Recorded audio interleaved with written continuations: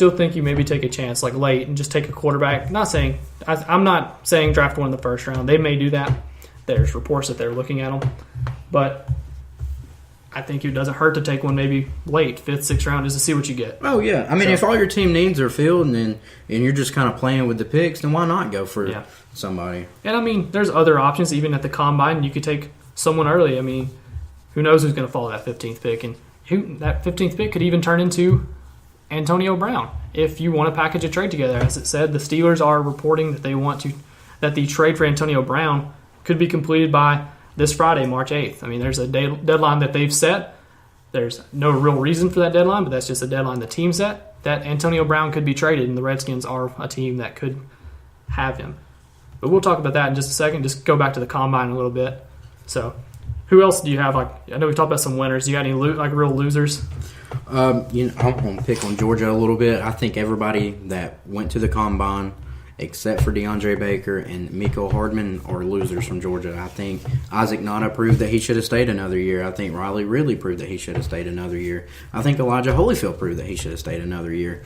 All their numbers were horrible. They were, middle range. All these guys, they fell out from where they were supposed to be drafted. I mean, the combine can help you extremely, or it can hurt you, and it did nothing but hurt them. I feel like it hurt them. Staying in the SEC, I believe Ja'Kai Pillai from Florida was considered a very top interior defensive lineman, and he completely bombed at the combine. It seems most places have him falling out of the first round now, which is going to cost him a lot of money. I mean, you see this every year. It's like people don't take the combine seriously. They mess up. I don't know. That could hurt him in the future. I mean, there's a big difference between first and second round money. And there's other players that turned out to maybe have gotten their stock hurt at this combine, like little Jordan Humphrey from Texas. He ran a slow 40 for a receiver in the 4.75, I believe, was his 40 time. And there's worry that he can't win one-on-one matchups in the NFL due to his speed. That he may not be an elite receiver at the next level. He's another Kelvin Benjamin.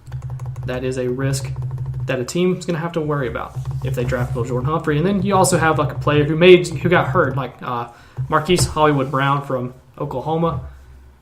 Very fast receiver, but a foot injury kept him from running. They expected him to run like a 4.2 or 4.3 40, which is super quick. But he wasn't able to run. And, being injured may drop him a little bit. I don't know how far. Maybe early second round, maybe late first round. But either way, you see injuries all the time. No pun intended, injuring someone's stock. I've seen them drop. Oh, yeah. I mean, I don't think it should affect him too bad because I think he was very productive in college. But still, like I was saying earlier, the combine can improve you or it can hurt you dramatically. And we've seen smaller, quick receivers be very well in the NFL the last few years. I mean, Tyreek Hill especially has really proven himself to be an elite option for the Kansas City Chiefs. Rumors that he may even get a top 5 money in terms of wide receivers. I don't think he's a top 5 receiver, but there's talks that he's going to get paid that amount.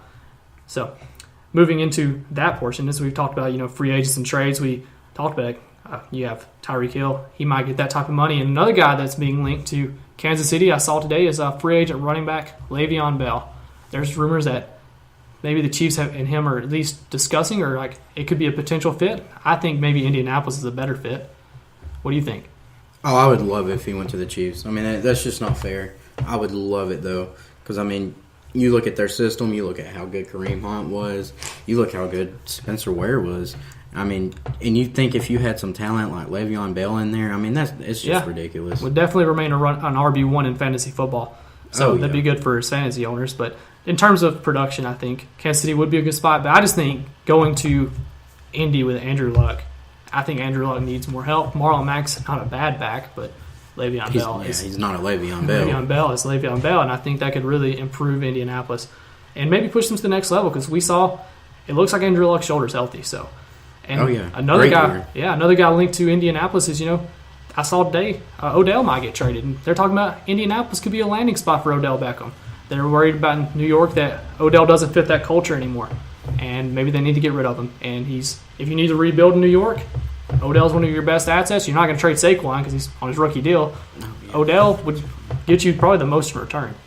So, absolutely. I would love to see Odell with Andrew Luck. I mean, I think, T.Y. Hilton, he's a good receiver. I'm not bashing T.Y. Hilton, but if Andrew Luck had that guy, like Peyton Manning had Reggie Wayne and Tom Brady had Randy Moss, if Andrew Luck had Odell, I mean, I think you're looking at another combination like that. Producer Bill seems to agree. He's nodding his head over here. So we have Odell may get in trade, and reports that, the Giants might get a young quarterback, another team that may look to draft the heir apparent to Eli. And the reports is maybe they don't want Odell as the heir because of his attitude, and they're afraid that could ruin the culture for the young guy, whoever they end up drafting.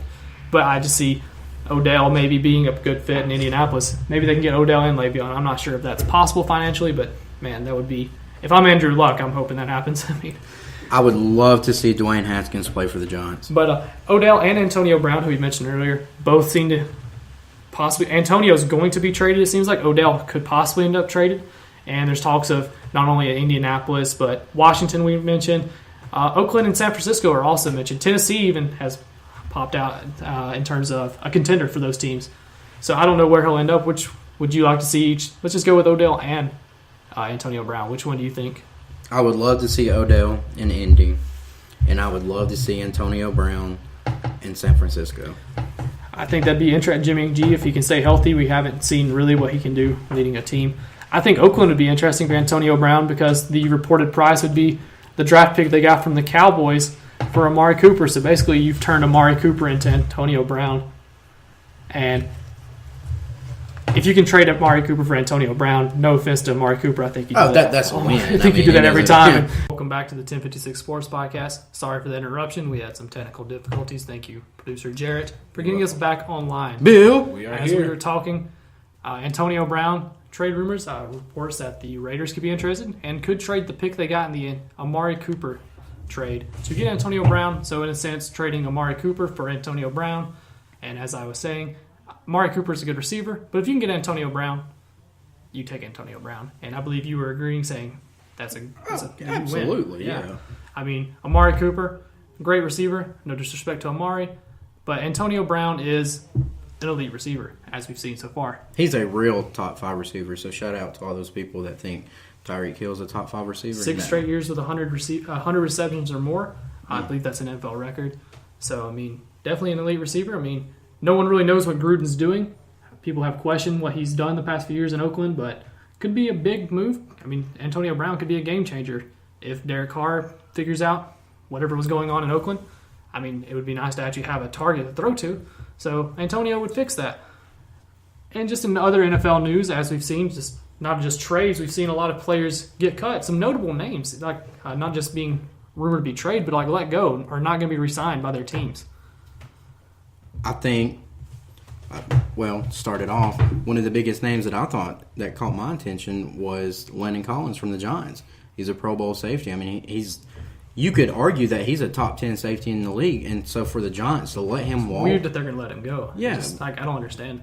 And not care at all about it. Like, they did not seem like they wanted to keep him. Yeah, just no interest at all. Shocking to me as well. So it makes you kind of question the Giants locker room on top of where are the Giants going? Like, what are they trying to do? No one knows, it seems. They've struggled the last few years. Some very questionable decisions.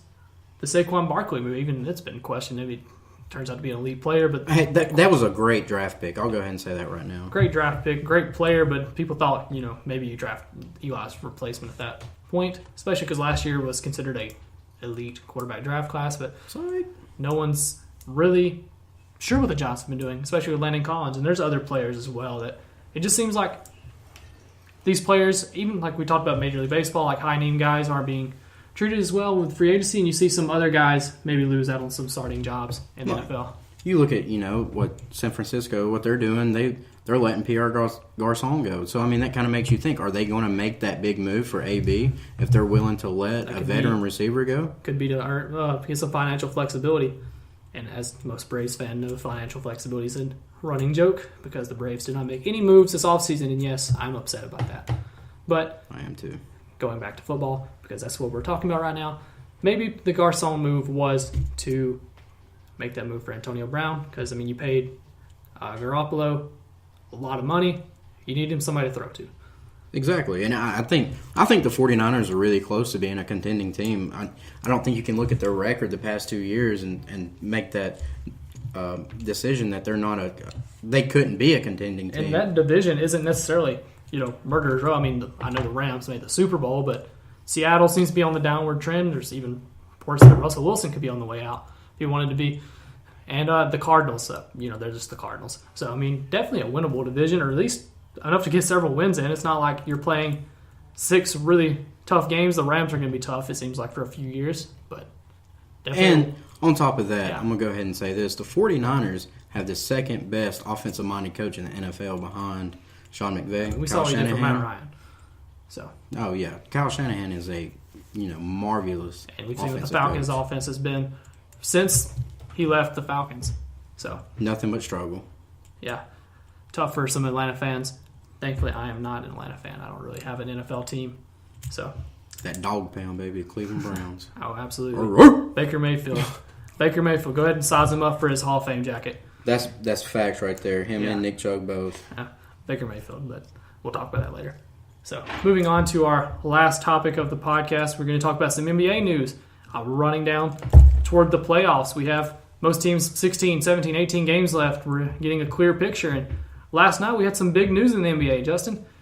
The Brooklyn Nets won, and they're 34-33. They're 7th in the playoff seed. That's crazy. Yeah, the Brooklyn Nets. Oh, but you thought I was talking about a former Cavalier, right? I'm sorry. Yeah. Former Cavalier, Dwayne Wade and the Miami Heat are also 8th in the East. 30-34. So the Nets and the Heat right now 7th and 8th out East. That's wild. Big games. No one thought the Nets would be doing that. Brooklyn can thank D'Angelo Russell. Yeah, D'Angelo Russell. Oh, by the way, who did D'Angelo Russell used to play for? The Lakers. So let's talk about the Lakers. And guess who sucks this year? The Lakers. The Lakers are definitely struggling. But LeBron had a big moment last night. 4th in the all-time scoring list, passes Michael Jordan, who he respects, looks up to. Michael, often considered the greatest, and LeBron is often considered the other GOAT. So you can debate. The greatest of you all can time. Debate which one's better. But LeBron passed Michael last night, and it was a big deal to a lot of people, except the Staples Center's crowd, who seemed like they were celebrating a visiting team's player. And at the last I checked, LeBron was wearing a Lakers jersey. So kind of a weird, muted reaction. The Lakers are just a mess in general. LeBron was actually booed earlier in the night when he missed 4 free throws, and then broke the record. He got some bro hugs and a very muted reaction. I mean, if we're being honest though, 4th in the all-time scoring list. It's not like a super great accomplishment. It's a big accomplishment, but it's not like anything crazy. It's just he passed Michael. That's why it is. And who's 3rd on the list? Kobe Bryant. So I hope from LeBron's sake, maybe he doesn't break that record at Staples Center, because if they did not give him the reaction passing Michael, I would hate to see the reaction when he passes Kobe in person. I hope it's on the road. Maybe it's in Cleveland. I don't know. But definitely an interesting reaction. And the Lakers in general, just interesting as a whole. A lot of people thought, bringing in LeBron, who's made it to the last 8 finals. They are now 11th as the Lakers, 30-35, 6 games back of 8th with, I believe, 17 games left. So, does not look good for the playoff.